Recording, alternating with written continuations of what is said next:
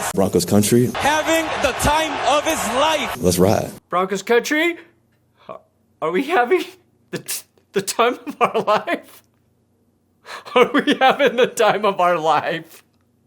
Are we? No. Well then what's the problem? Technically, finger in my ass. What's happening? Who the f*** are we? Welcome to That's Good Sports. I'm Brandon. In Sean Payton, I trust Perna. I have to. Now, 2 weeks ago, the news emerged that the Denver Broncos head coach, Sean Payton, had talked to Rex Ryan about joining the coaching staff as their defensive coordinator. Now, I basically laughed that off in a video that week. It seemed more like a conversation to gauge Rex's interest in returning to the NFL. And if that retread wasn't enough, Denver also interviewed Cardinals defensive coordinator and former Broncos head coach Vance Joseph. Having the time of his life. No, I'm not having the time of my life, Sergio. I'm scared. I'm a little scared. And then we learned yesterday that the team also interviewed Matt Patricia, which made me go from scared to hopeless. Now, based on that string of interviews for defensive coordinator, I actually prayed. I prayed last night to Hermes, the Greek god of feet, that this team hire Rex Ryan. Listen, I'm a toe expert. Again, my prayers were not answered, and the Broncos are expected to hire Vance Joseph as their next defensive coordinator. How do I feel about it? Well, my feelings are ranging from, honestly, I don't know, to not good. Yeah, not great. I'm kind of tired of being a fan of the team that is the biggest meme on the internet. I don't think Vance helps here, but let's break it down. That's good sports. Une révolte? Non, sir. C'est une révolution.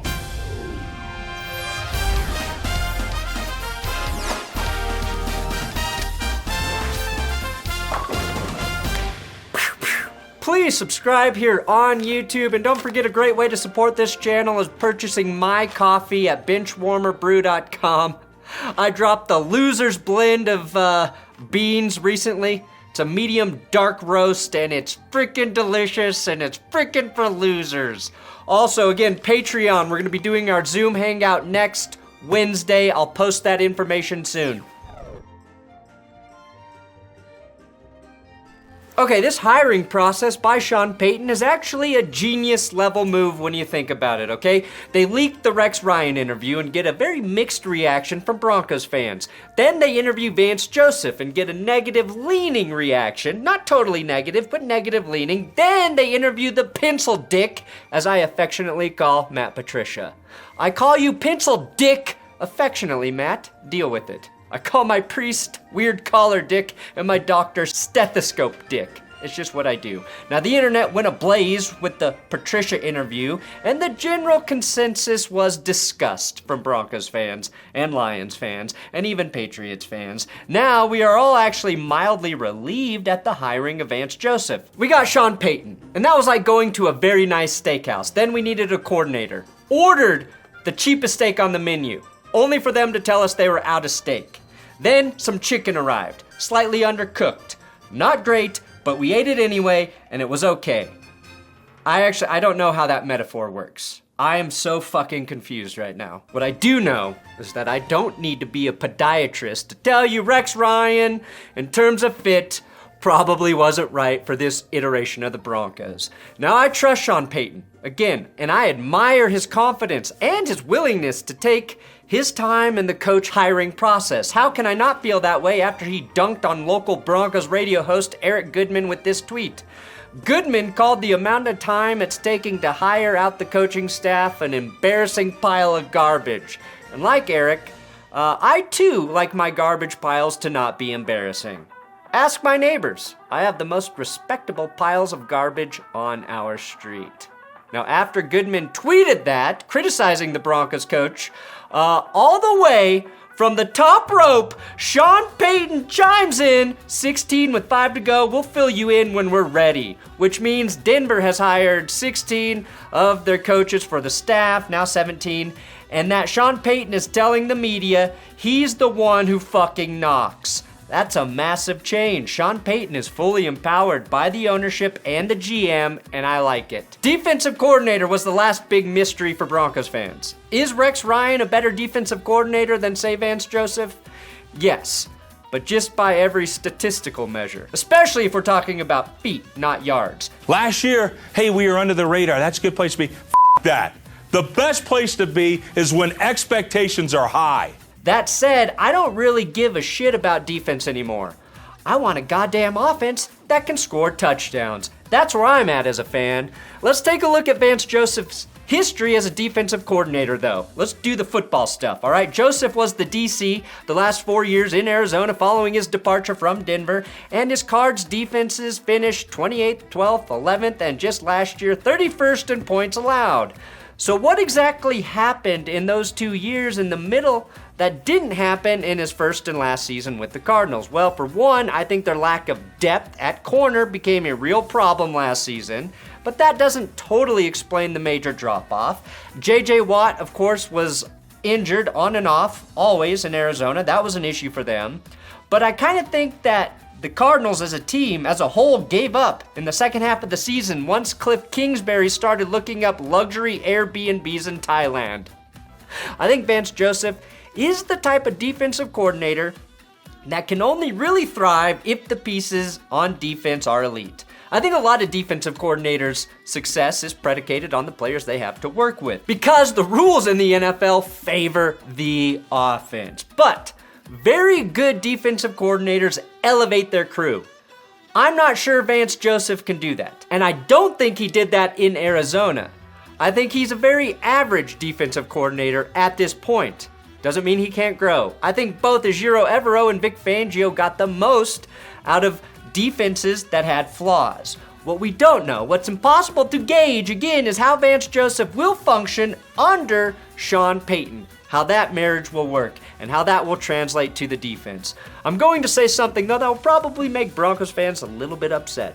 What pieces do the Broncos really have on defense? After Patrick Surtain and Justin Simmons, there's question marks. And I love Draymond Jones, but we're not sure he's even coming back. And I'm a little concerned about this unit moving forward, if I'm being honest. This was a defense that was top 3 in scoring for most of the season, and then dropped all the way to 14th over the last month. Now, part of that is due to injuries, the team having really nothing to play for, but injuries happen every year, as does the team not having anything to play for come December. The good news is that Vance Joseph is retaining defensive backs coach Christian Parker and defensive line coach Marcus Dixon. I think consistency there is very positive. He's also bringing an attack-style 3-4 defense with him, so the Broncos don't have to do any reshuffling of their personnel. Draymond Jones is still a great fit and hopefully a priority, as is Baron Browning on the edge. Now, Browning, while showing some very impressive flashes last year, did lack consistency. He has potential to be great. One of the fastest edge rushers in the league last year at times, I believe, but in terms of taking a leap to a full-time starter, he has the most to prove on defense in my opinion. Josie Jewell and Justin Simmons are both holdovers from the Vance Joseph days. That's funny to say. So they should pick up the playbook very easily, and I would imagine ease the transition for their teammates. I still think the Broncos need more depth at edge, given the uncertainty surrounding Randy Gregory and his ability to play a full season, or even the majority of a season, or a full game. It might make sense to pick up an extra piece and former Bronco Shaq Barrett, bring him home, baby, who played with Vance both seasons in Denver, if the Buccaneers end up cutting him. Now, Barrett should be cheap and should be recovered from his torn Achilles right around when Randy Gregory is ready to get hurt again. That's next level thinking. Vance's last year in Denver, with Joe Woods calling the plays, the defense improved after a pretty disastrous 2017 campaign when things just fell apart. 2018, the Broncos were 13th in scoring and managed to force 28 turnovers, which was good for 5th in the league.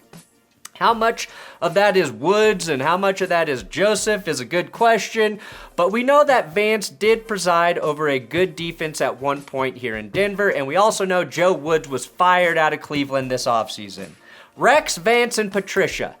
which sounds like a great ambulance-chasing law firm, all have a lot of NFL experience. All have been head coaches. I think Sean Payton was targeting experience for the defense. The way this coaching staff is coming together does feel weird to me. Is it truly weird or just a departure from how things used to happen here in Denver? I don't know. I will admit I know less about football than I have ever before. And the last time a coaching staff felt weird to me was when John Elway hired Gary Kubiak and Wade Phillip, two coaches he played with while he was quarterback of the Broncos. That coaching cycle to me felt like Elway just hired his buddies because it was easy. Well, it worked out and the Broncos won the damn Super Bowl, and Wade Phillips coached one of the all-time great NFL defenses that season.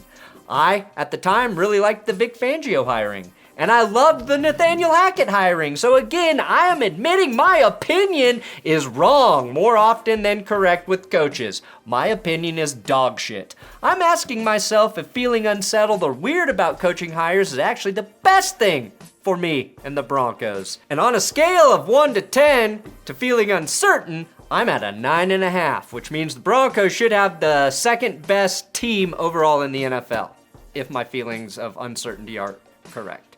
In all sincerity, I feel like Vance Joseph has a better shot to succeed as a defensive coordinator here in Denver than he did in Arizona, but based on track record, his resume is less impressive than Matt Patricia and Rex Ryan. I am not a fan of Matt Patricia, but as a defensive coordinator in New England, he did have a #1 scoring defense and never had anything worse than a top 10 defense while in New England. Sure, a big part of that is Belichick and Brady. But when Vance was hired, he inherited a Broncos defense that finished 4th in scoring in 2016 and watched it plummet to 22 before getting it back to 13th overall the following season.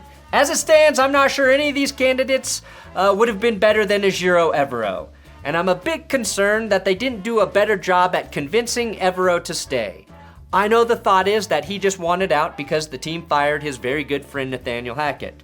That's fair and is probably true, but having a chance to work with a possible Hall of Fame head coach like Sean Payton with an unlimited bankroll from ownership should have had more sway than it did in terms of keeping Evero.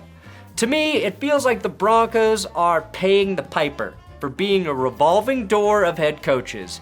Even the Broncos' last Super Bowl winning head coach, Gary Kubiak, only lasted 2 seasons. Kubiak, 2 years. Vance Joseph, 2 years. Vic Fangio, 3 years. Nathaniel Hackett, less than 1 year. All of those firings include more firings when you factor in their coaching staffs that also come and go, which means based on hiring rounds where certain guys aren't hired, like Brian Flores, and former fired positional coaches, the pool of people who may want to coach in Denver could be shallow. Luckily, Vance Joseph, well, he loves chilling in the shallow end of the pool. May we go from this Having the time of his life. to this one. The best part about Vance Joseph returning, though, is me being able to resurrect this clip from the series Fargo. Mike Milligan in season 2 of Fargo. You think I'm crazy? Well, just put him in Phillip Rivers' clothes, give him a solid fro. No, that's a Jerry curl. A fro, please. Yeah. That's nice. And he's Mike fucking Milligan. All I care about, all I want, is for Sean Payton to finish top 3 in the only coaching stat that I now consider important. Being aggressive. Win or lose, be aggressive. He better have a 1.5 on the aggressive index. I don't even really know what the fuck that stat means, but in Payton I trust, and in aggression I must. Yeah. Thanks for watching That's Good Sports, the hiring of Vance Joseph. Please subscribe here on YouTube for more NFL news updates. I should have an Alvin Kamara video coming up tomorrow, and a Tim Tebow season in review coming up this weekend. What do you think of Tom Brady? Pardon my French. A real piece of shit.